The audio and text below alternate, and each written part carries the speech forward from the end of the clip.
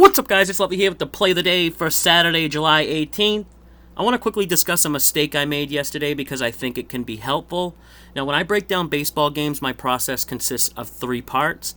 It's 40% fundamental analysis, or what we mainly refer to in the Discord community as game theory.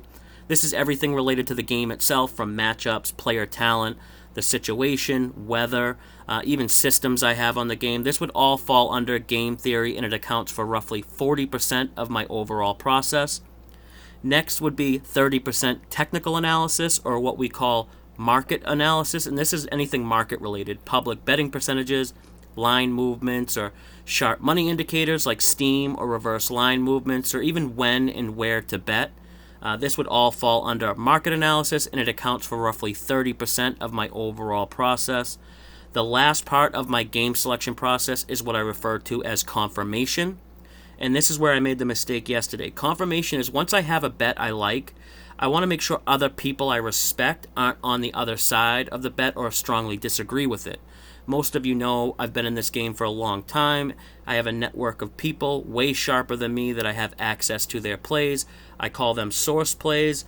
I can log into the back end of a few sports books where these sharp bettors bet, and I can see who they're on. Now, any one of these source plays from yesterday I could have confirmed for the play of the day, but I just disregarded the confirmation part of my process altogether, and it's because I fell in love with two bets. The point behind all this is when you like a bet, you have to be careful of falling into what's called confirmation bias. And this is basically just like tunnel vision. You'll disregard any information that conflicts with your opinion. And in sports betting, we want to try to look for reasons not to make a bet rather than try to seek out reasons to make a bet. Because the truth is, if you look hard enough, you'll find plenty of reasons to back your opinion, or just as many reasons that conflict with your bet. But it's easy to only focus on the reasons that support or agree with your bet. The harder it is to find reasons not to make a bet, the better the bet is. This will keep you from just firing away on too many games and will help you be selective. I just wanted to pass this along because it's easy to fall into this trap. But enough about all that. Let's get into today's play of the day.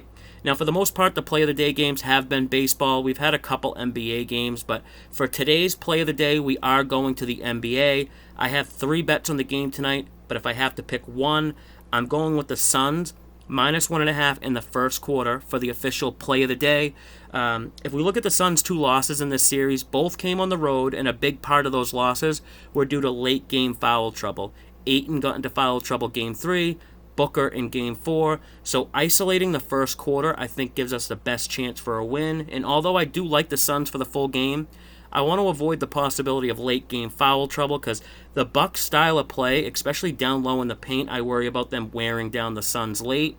But the Suns have been absolutely dominant at home this year, especially in the first half. If we look at the Suns as home favorites in the first half alone this season, including the playoffs, they're 33-7 straight up, winning the first half by an average margin of 7.3 points. So they're winning and covering in the first half. And, the Bucks are a completely different team on the road. They have been all season.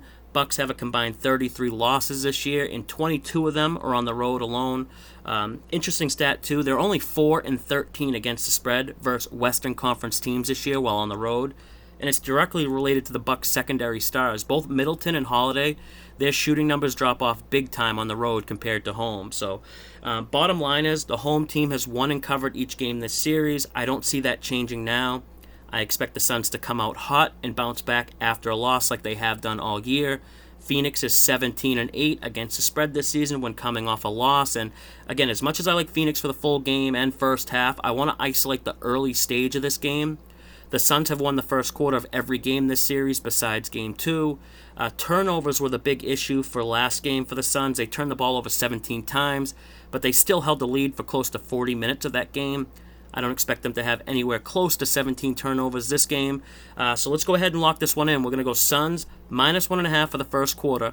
If your book doesn't offer first quarter bets, maybe look for the first half, or again, full game is all right. I think you'll be okay with either one.